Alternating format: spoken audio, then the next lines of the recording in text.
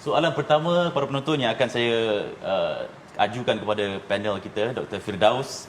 Pertama sekali sebagai mukadimah lah, kita nak tanya sejauh mana amalan tarikat ni telah pun bertapak dan berpengaruh di tanah Melayu ni. Pasti ada sejarah dia. Dan sambutan ke atas tarikat ni bagaimana?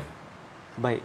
Bismillahirrahmanirrahim. Assalamualaikum warahmatullahi wabarakatuh. Terima kasih pada saudara pengurusi yang saya hormati juga, Ustaz Sakaria, yang saya juga kasihi, sidang penonton, pendengar yang saya benar-benar hormati sekalian. Bagi menjawab persoalan tadi, adakah tarikat tasawuf itu benar-benar berpengaruh, bertapak lama sudah dalam tanah air Nusantara kita? Maka pastinya jawapan sudah pasti, ya betul. Ini berdasarkan beberapa parameter utama. Saya dapat teliti lebih kurang ada 4 kaya ukur utama.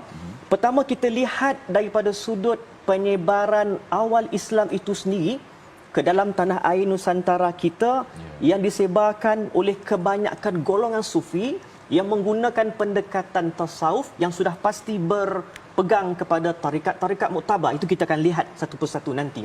Kemudian yang kedua, kita lihat daripada sudut kaya ukurnya tokoh-tokoh ulama silam.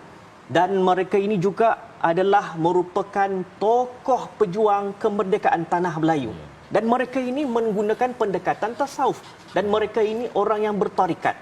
Dan yang ketiga, kita lihat juga lambakan, ni kaya ukur yang ketiga, banyak buku-buku tasawuf, tarikat tasawuf di alam tanah Melayu kita satu ketika dahulu dan sehingga hari ini kita dapat lihat. Dan yang keempat, kita lihat juga daripada amalan yang dilakukan oleh kebanyakan masyarakat Melayu khususnya hingga hari ini, yang kebanyakannya diambil daripada susunan tarikat tasawuf itu sendiri. Baik, yang pertama.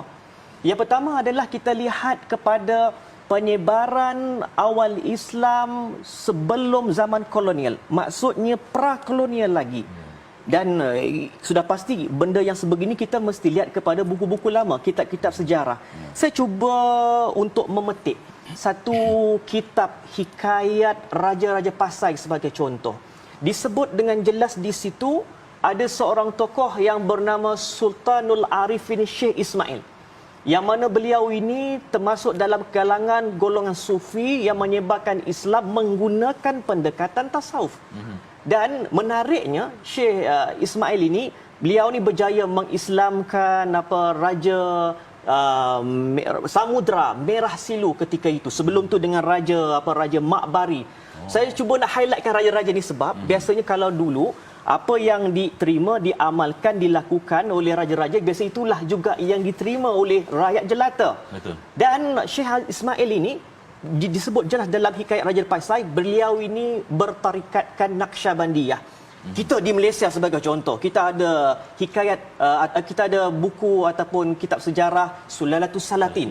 Dan disebut jelas dalam kitab tersebut ialah ada seorang tokoh ulama besar namanya Said Abdul Aziz yang menggunakan juga pendekatan tarikat sufi, tarikat tasawuf, dan beliau ini berpegang kepada tarikat Qadiriyah nama dia. Dan beliau ini berjaya mengislamkan raja kecil besar ketika tiba di Melaka, yang akhirnya baginda Sultan mengubah nama kepada Sultan Muhammad Shah ketika itu. Dan anak beliau Said Yusuf bin Said Abdul Aziz Qadi ketika itu. Dan guru mereka berdua juga guru kepada Sultan Muhammad Shah, iaitu Maulana Abu Bakar, juga datang ke Melaka mengajar kitab Durrul Manzum dalam istana. Dan Maulana Abu Bakar juga tarikatnya Qadiriyah. Itu belum kita tengok lagi. Dalam contoh macam hikayat Merung Mahawangsa, ada seorang tokoh yang besar namanya adalah Syah Abdullah Al-Yamanil Qumairi. Dan beliau ini hebat. Dalam keadaan kerajaan ketika itu yang di sebelah sana dipengaruhi oleh Majapahit, Sriwijaya, Langkasuka. Dan ketika itu beliau dapat mengislamkan Raja Praong Mahawangsa sehingga baginda raja mengubah nama kepada Sultan Muzaffar Shah. Dan kebetulan saya daripada Jelebu, Negeri Sembilan. Dan saya tengok sendiri dalam sejarah kami ada tergembur-tergembur dan salah silah yang saya terkejut.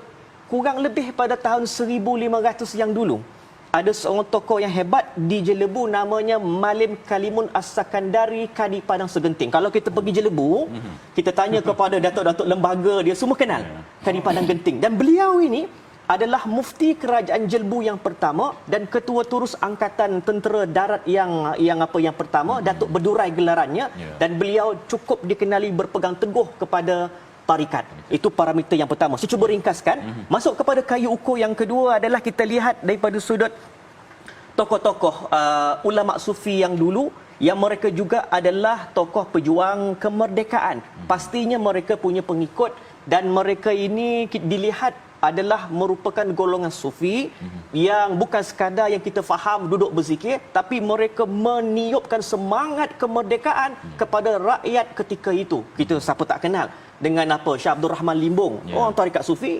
Tukku Paloh, Tok Kenali, Syekh Abdul Samad Falembani, kemudian Syekh Abdul Rauf Singkil dan sebagainya. Itu parameter yang kedua. Ketiga, kita boleh melihat daripada sudut buku-buku, lambakan buku-buku tasawuf yang banyak pada hari ini dan banyak mempunyai kaitan dengan tarikat. Sebab kita faham kan, kita nak faham fiqh melalui kerangka mazhab. Jadi lebih mudah kita nak faham fiqh. Begitu juga bila nak memahami tasawuf dengan menggunakan kerangka tarikat. Sebab itu banyak buku-buku, contohnya Nihayatul Matlub, kemudian kitab Bahrul Lahud, Syarbul Ashikin, Nurul Daqaiq, Nurul Haqaiq. Itu adalah poin yang ketiga. Dan poin yang keempat, kita tengok daripada sudut amalan. Masyarakat kita Melayu khususnya hingga ke hari ini begitu banyak. Cuma saya nak cuba nak ambil ada satu amalan susunan yang biasa dibaca oleh orang Melayu kita yang selepas solat tu. Itu adalah susunan daripada aurat Kusyasyiyah yang diambil daripada Al-Imam Kusyashi, susunan daripada tarikat itu sendiri. Dan apa yang kita lihat tadi, 4 parameter jelas menunjukkan bahawa tarikat tasawuf itu sudah lama bertapak dan memberikan sumbangan yang cukup progresif, aktif kepada penyebaran Islamnya, pengkaderan ulamanya, buku-buku kepada rujukan agama Islam kita dan amalan kita pada hari ini. Maksudnya tarikat ni telah orang kata establish di tanah air kita. Baik, saya nak